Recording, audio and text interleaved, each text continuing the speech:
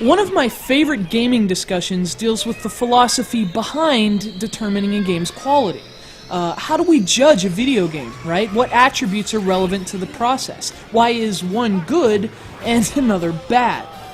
And you know, there are standard answers to that question. Most look at the tightness of a game's control, the technical merit of its graphics, the features included in the package, all aspects which indicate quality.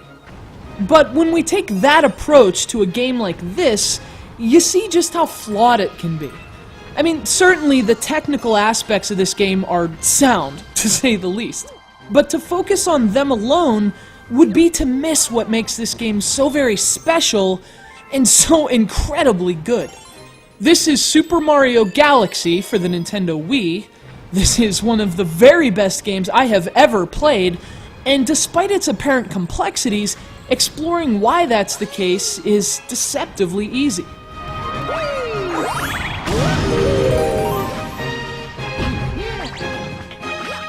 Super Mario Galaxy is a lot of things, but perhaps most importantly, it's a total deconstruction of the principles behind not only Mario games, but video games as a whole.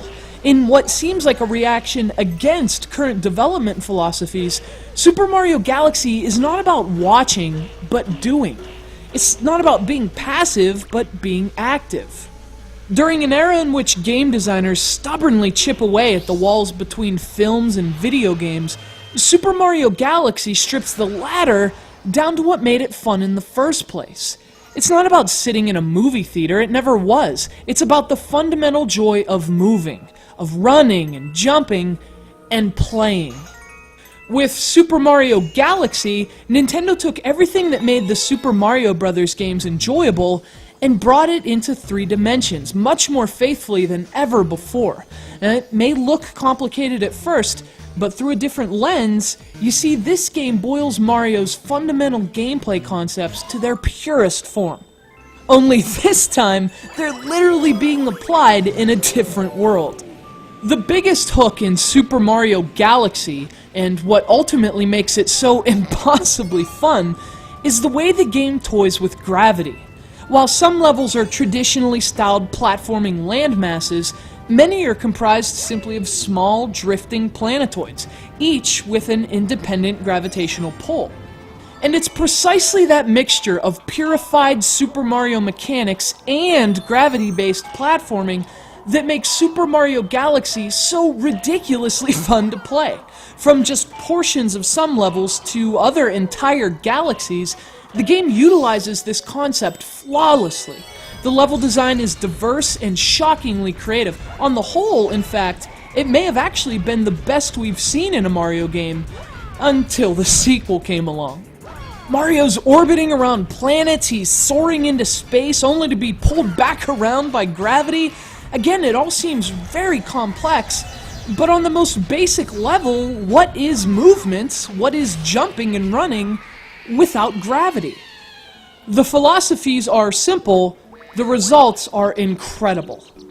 Fortunately for Mario, all the moves he's been mastering for the last 30 years are at his disposal even in outer space. He can run, he can jump, he can triple jump, he can long jump, and every move he makes controls with uncanny precision. It's so much fun to run around Mario's world because of the core gameplay philosophies, of course, but the controls and mechanics with which they're realized are nearly flawless, and ultimately, that's what enables this remarkable experience.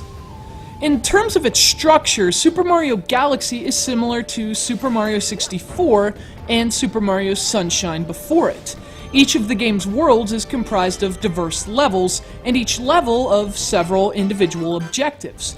You fulfill each of them to grab a star, and you collect stars to unlock new worlds. The template hasn't changed because the template works, and by keeping players playing, it allows the mesmerizing platforming to hog the limelight. Which, in a Super Mario game, is exactly the way it should be.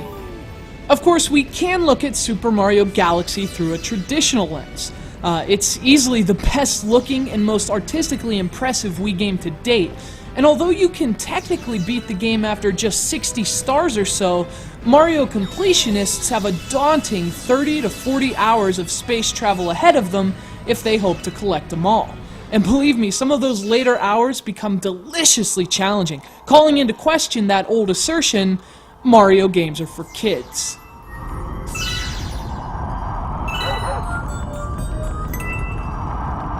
You know, I could praise Galaxy up and down, and backwards and sideways, given the gravity, but I think the game does that job for itself.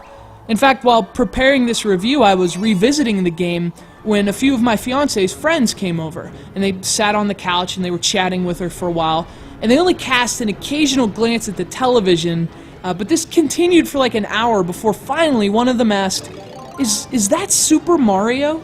Of course, I said, yes, it is Super Mario, and they asked if they could play for a little while, so I handed them the controllers. I couldn't even get out how to play before they were already playing. Move with the analog stick, jump with A.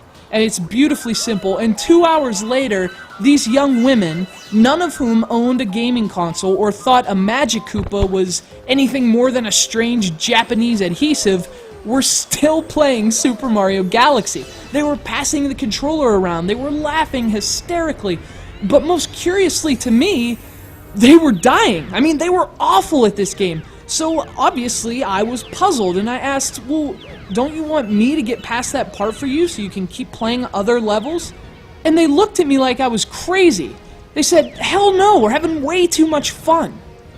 And you know, more than any of the countless hours I've spent playing and analyzing this game the way I tend to do, that moment convinced me that it's incredible, that it transcends demographics, that it's one of the best games, hands down, Nintendo has ever made. And, more importantly, that Super Mario Galaxy is way too much fun.